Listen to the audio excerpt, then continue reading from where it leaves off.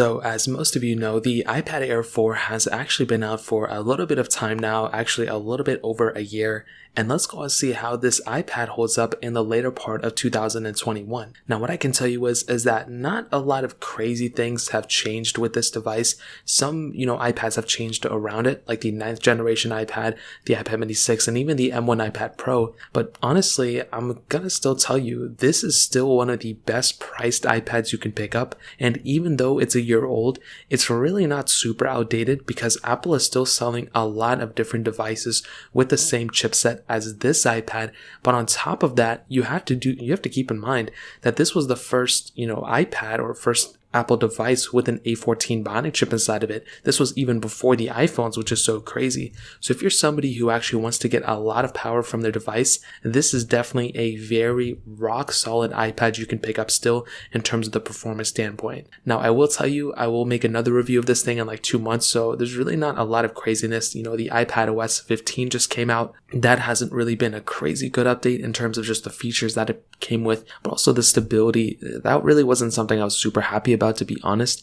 But on top of that, a big thing to keep in mind is that with these new iPads that have came out around it, that has made this iPad in some ways a little bit, I guess, of a stranger experience, because we now have the iPad mini 6 that has a newer chipset inside of it, and we have the iPads, the M1 iPad Pros that have the new M1 chipset inside of it. So if you want to pick it up, go for it, but you're also in this camp where it's like, things are going to be changing very soon. Now this iPad build quality still feels great. You have flat sides, so everything still looks good there. So no hate, nothing like that for this specific device in that standpoint, but you still have things that are really, really rock solid on this device as always. You have things like the beautiful display, you have pretty decent camera setup on this thing. But the best thing about this iPad is the fact that you still have the support for so many years, and you have such great performance on this thing too, that it really is a very solid experience for you if you want to go ahead and pick it up. Now again, I don't think it's necessarily perfect, but I do think if you're somebody who wants to go and pick up something and kind of move on with their life, this is a very solid option for a brand new iPad. And I genuinely do think